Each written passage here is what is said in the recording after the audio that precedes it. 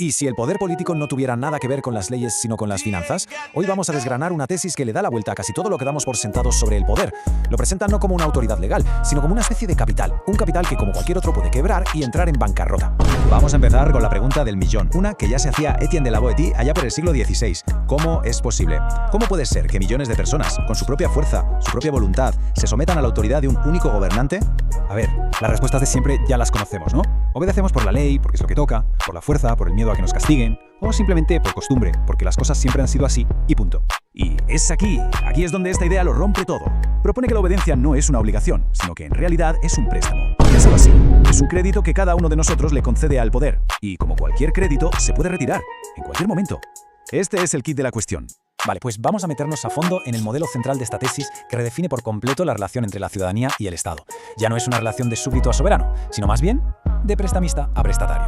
El concepto clave de todo esto es el capital moral. Tenemos que imaginarlo como un activo personal, algo que cada uno tiene y que es intransferible. Es la validación, el ok que damos en nuestro fuero interno. No se puede tocar, no se puede comprar, ni se puede forzar, pero es la verdadera fuente de todo poder político.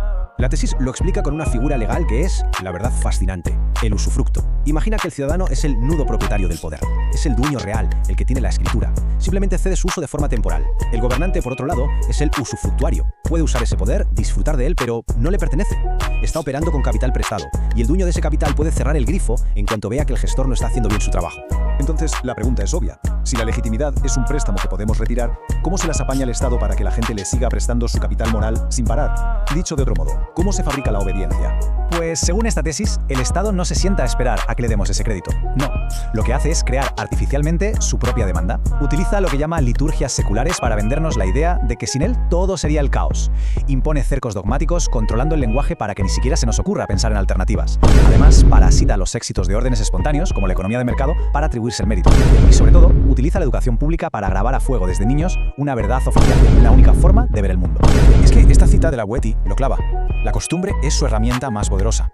Si desde el día que nacemos se nos enseña que servir al Estado es lo normal, lo justo y lo necesario, esa obediencia se acaba convirtiendo en un acto reflejo. Un hábito que es casi imposible de romper.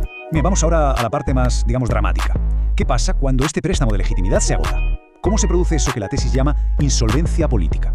A ver, todo poder político, cuando nace, lo hace con una gran promesa. Promete seguridad, igualdad, prosperidad, lo que sea. Esa promesa funciona como si fuera un bono financiero, una especie de deuda narrativa.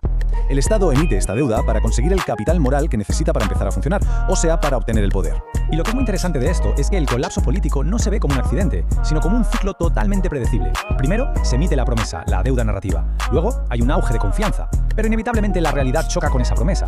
El Estado, según la tesis, se vuelve insolvente porque no puede cumplir lo que prometió. Y al final, llega una crisis que lo saca toda a la luz, el régimen quiebra y aparece un nuevo actor político, listo para emitir una nueva promesa y reiniciar todo el ciclo. Y ojo, que este punto es la clave de todo. Una crisis, da igual si es económica, social o sanitaria, no es la causa del colapso. Es simplemente como una prueba de estrés, de esas que se les hacen a los bancos. Lo único que hace es revelar la verdad, si el Estado era solvente y tenía el apoyo real de la gente, o si ya estaba moralmente en bancarrota y solo se mantenía en pie por pura inercia. Vale, si el modelo de un Estado con el monopolio del poder está destinado a quebrar una y otra vez, ¿qué alternativa propone esta tesis? ¿Es posible que haya orden sin un poder centralizado? Para explicar la alternativa, la tesis usa una analogía que es fantástica: un partido de fútbol. El contrato social en el que vivimos es como si nos metieran a jugar un partido al nacer, en un campo del que no podemos salir y con un árbitro que puede cambiar las reglas a mitad del juego como le vengan gana. La alternativa, la coacción voluntaria, es como un partido de fútbol de verdad. Los jugadores aceptan las reglas y la autoridad del árbitro antes de empezar a jugar. La coacción existe, claro que sí. Te pueden sacar tarjeta roja, pero es legítima porque se pactó de antemano. Si no cumples, no te meten en la cárcel, simplemente te expulsan del juego. Y que nadie piense que esto es pura teoría, ¿eh? La tesis de ejemplos muy reales que demuestran que el orden complejo puede existir perfectamente sin un Estado. Por ejemplo, la lex mercatoria medieval, que regía el comercio en toda Europa sin necesidad de un rey europeo, o las ligas deportivas hoy en día, y el ejemplo más potente de todos, el comercio mundial. Billones de dólares moviéndose cada día bajo normas de arbitraje privado, de forma voluntaria, y sin un gobierno o una policía mundial que lo imponga. Fijaos en este mapa del Sacro Imperio Romano. Esto no era un Estado unificado y centralizado, era un mosaico de miles de principados, ducados y ciudades libres. Si un príncipe se pasaba de la raya y se volvía un tirano, sus súbditos más productivos, los artesanos, los capitalistas, simplemente hacían las maletas y se mudaban al territorio de al lado. Esa competencia constante por atraer clientes era el mayor freno que existía contra el poder absoluto. Y algo muy parecido pasó en la Italia del Renacimiento. No había un Estado italiano.